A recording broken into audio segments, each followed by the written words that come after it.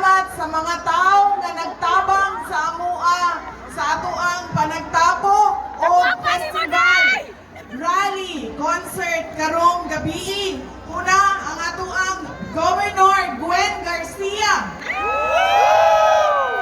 Ang atoang Congressman Martin Romualdez. Ang atoang Congresswoman Lollipop Uwano. Ang atoang Congresswoman Paz Radaza. Atoang Congressman Duke Brasco. Atoang Mayor Samsam Gulyas. Mayor Cristina Garcia Brasco. Mayor Mike Rama. Congresswoman Yeda Romualdez. Og ako, Bicol Party List Congressman Zaldi Ko. Magpasalamat mi sa ilaha kay kitabangan mi nila sa atoang panagtapok karong gabi. Sa inyong tanan, daghang salamat sa oportunidad ug oras nga gihatag ninyo kanamo para makauban mo, makahatag og mensahe kaninyo ug makapangampanya sa inyo ha. Ang unity namo ni Bongbong Marcos dunay 12 ka senador. Ihatag nako ninyo ang description.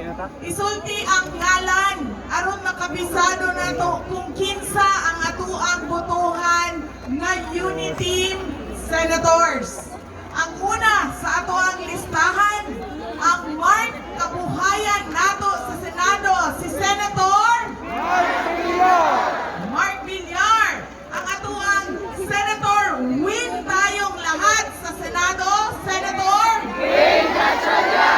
Sherwin Gatchalian. Ang atuang Senator may galing at talino, Senator Gibo Teodoro. Senator Bistek tayo sa Senado, Senator Herbert Bautista. Senator Spokes ng Bayan, Action Man sa Senado, Senator Harry Roque. Senator Anak ng Masa, Senator Isrol.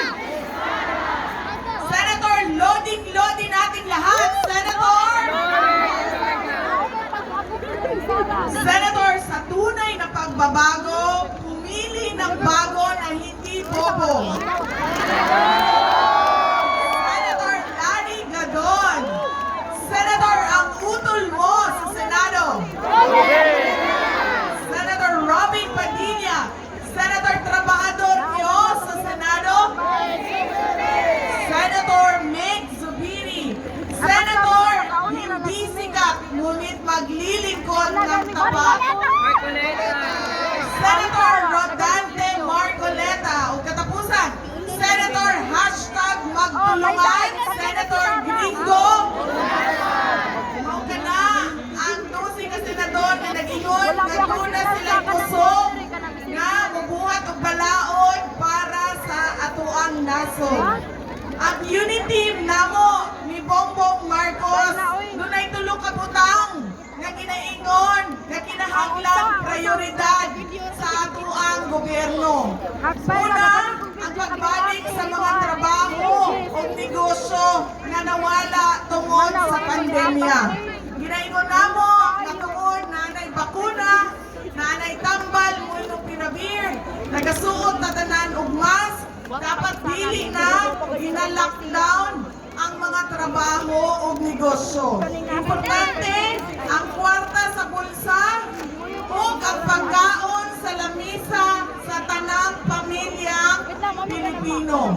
Ikaduha, ang kalidad sa edukasyon sa atoang mga anak.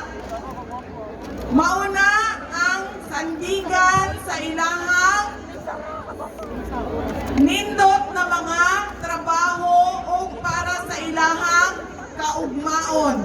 Ikatulo, ang malinaw na pagpamuyo dinha sa atoang mga komunidad na kita makatrabaho, kita makanegosyo, na dili ta mahadlok nga dunay mga daotang tao nga mubuhat o dautan sa atoa ug sa atoang mga anak.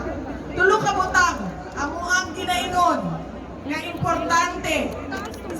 atang nasod.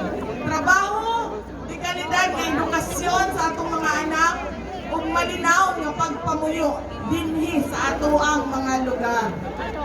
Ngano muboto ko kay Bongbong Marcos tungod kay doon na siya'y upat ka termino nga governor sa Ilocos Norte. Isa ka term nga congressman o isa ka term nga